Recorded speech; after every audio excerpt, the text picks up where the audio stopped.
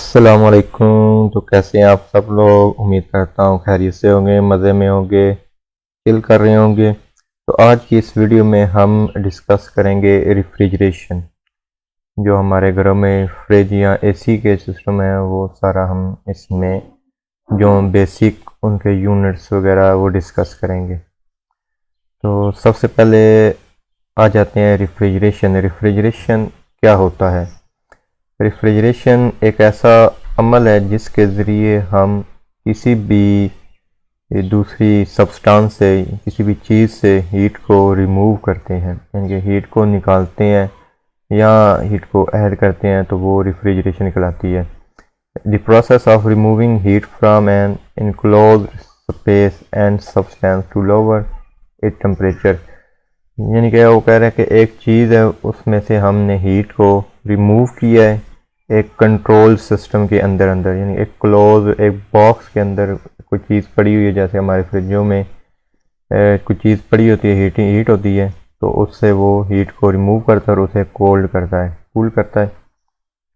तो ये भी एक उसकी एग्जाम्पल है।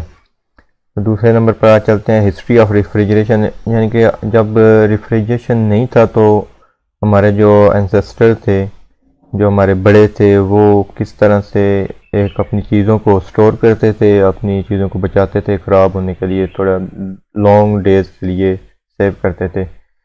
जब ये चीज़ें नहीं थी तो ग्रीकी और जो हिंदुस्तानी हैं वो बड़े बड़े कंटेनर्स में या बड़े बड़े जो उनकी उस वक्त ट्रांसपोर्टेशन होती थी उनमें ठंडे इलाकों से बर्फ़ ले आते थे। बर्फ़ के बड़े बड़े ब्लॉक्स, जैसे आजकल बर्फ़ गोले वाला होता है, उसके ऊपर वो उन्होंने बचाने के लिए कन्वेक्शन, जो हीट से बचाने के लिए जो बोरी रखी होती है, जो इंसुलेशन की होती है। इसी तरह से उस ज़माने में भी जो ट्रांसपोर्टेशन होती थी उस पर बर्फ़ के बड़े बड़े ब्लॉक्स लेकर आते थे और उनको फिर लाकर जो स्टोर्स में रखते थे, यानी कि जैसे आलू वाले स्टोर्स होते हैं इसी तरह के स्टोर्स बने हुए थे, तो उन स्टोर्स में रखते और उनके साथ चीज़ों को रखते, जैसे मीट गोश्त वगैरह, ताकि वो लॉन्ग डेज़ के लिए सेव रह सकें और वो ख़राब ना हो सकें। जो मैकेनिकल रेफ्रिजरेशन है ये 19वीं सेंचुरी के एंड में, मिड में बना। तो इसको बनाया गया और एक यूज़फुल टेक्निक काम में लाएगी। तो इसके आगे आ जाते हैं यूनिट्स जो इसके हैं रेफ्रिजरेशन के, वो टन है। जैसे कि हम एसी के लिए यूनिट इस्तेमाल करते हैं, इतने टन का एसी है, इतने टन का एसी है, तो इसके लिए भी रेफ्रिजरेटर के लिए भी हम टन का ही इस्तेमाल करते हैं यूनिट्स। टन ऑफ रेफ्रिजरेशन ये कहाँ से आया है? एक टन जो है वो किसके इक्वल होता है और कैसे ये निकाला गया है? एक टन हम साइंसदानों ने इस तरह से निकाला है कि 1000 केजी की ब्लॉक्स लिया, उसको हमने 0 सेल्सियस टेम्परेचर जो रखा, वो कितनी पिघला है 24 आवर में। अंडर प्रेशर जो हमारा था वो 335 किलो जॉल था,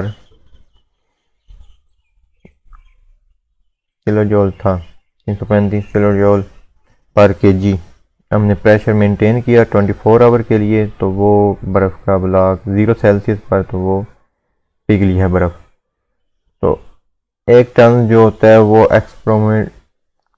एक्सप्रोक्सीमेटली जो है वो 232.6 किलो जॉल पर मिनट होता है। यानी कि इतना प्रेशर किलो जॉल पर मिनट, एक मिनट में इतना प्रेशर वो लगा रहे हैं। आगे आ जाते हैं SEER। SEER क्या होता है? जो टॉपिक है SEER का टॉपिक समझ कर आप ये डिसाइड कर लेंगे कि हमारा एसी का बिल क्यों ज़्यादा आ रहा है और हमने न्यू एसी ख़रीदा है। किस तरह हम न्यू एसी ख़रीदें जो कि कम बिजली खाए और हमें एफिशिएंसी प्रोवाइड करे तो हमारा जो इन्वायरमेंट है वो ज़्यादा कूल करे। सीरीज होता है जी seasonal energy efficiency ratio.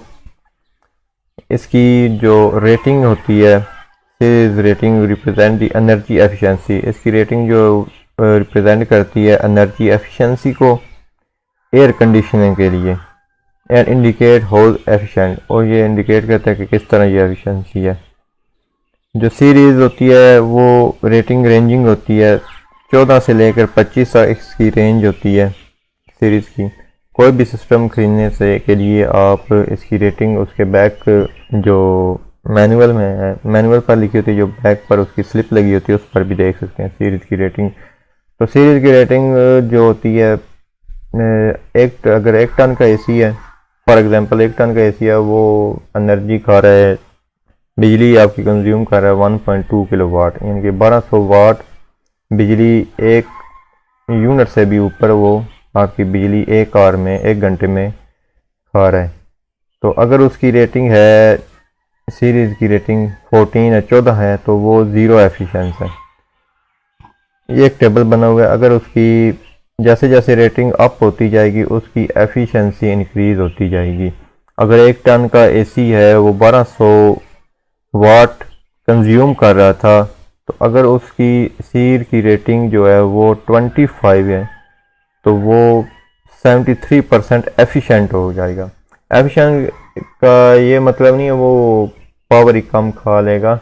Efficiency का ये मतलब होता है कि उसके जो इंटरनल पार्ट्स होते हैं उनकी फ्रिक्शन कम से कम होती है, और उनमें कोई ऐसी टेक्निक्स यूज़ की होती है जिसकी वजह से वो थोड़ी एनर्जी कम कंज्यूम करके ज़्यादा वर्क करता है। तो ये होता है series rating impacts on bill. ये इसका जो असर होता है वो हमारे घर के बिलों पर भी पड़ता है और हमारे दिलों पर भी पड़ता है।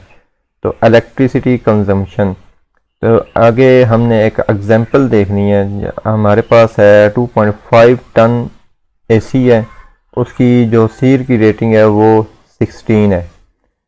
तो अप्रोक्सीमेटली यूज़ कितनी करेगा एनर्जी, 1.8 किलोवाट।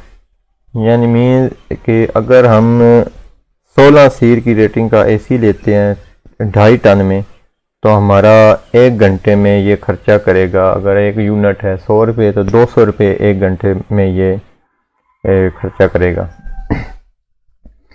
आगे चलते हैं जी। 2 आवर्स तो खाएगा, तो 2 घंटे चलेगा तो 400 हो जाएगा। जैसे जैसे फिर आवर जो बढ़ते जाएंगे, अगर हमारी यहाँ पर ही अगर हमारी होती रेटिंग, सीर की रेटिंग 18 सीर की रेटिंग हम अगर एसी ले लें 2 टन का, तो हमारा कितनी बचत हो सकती है। तो ये आप माइंड में रख कर चलें। अगर आपने कोई भी एसी ख़रीदना हो तो उसकी सीर की रेटिंग ज़रूर देखें, ताकि आपके जो बिल्स हैं घरों के, वो जैसे गर्मी आ रही है तो बिल जो घरों के है वो भी आपके कम आएंगे। तो आई होप आपको ये वीडियो पसंद आई होगी। ये वीडियो जो बायर्स के लिए थे, जो कि क्लाइंट्स होते हैं, उनके लिए थी। नेक्स्ट वीडियो में हम डिस्कस करेंगे कि एक रेफ्रिजरेटर कैसे काम करता है, और उसको हम उसके एरर को डायग्नोस करने के लिए, यानी कि उसके जो पार्ट्स होते हैं, हमें किस तरह से पता चलेगा कि इस पार्ट्स में ये फॉल्ट आया हुआ है, तो इस वजह से ये कूलिंग नहीं कर रहा या ये फंक्शन काम नहीं कर रहा।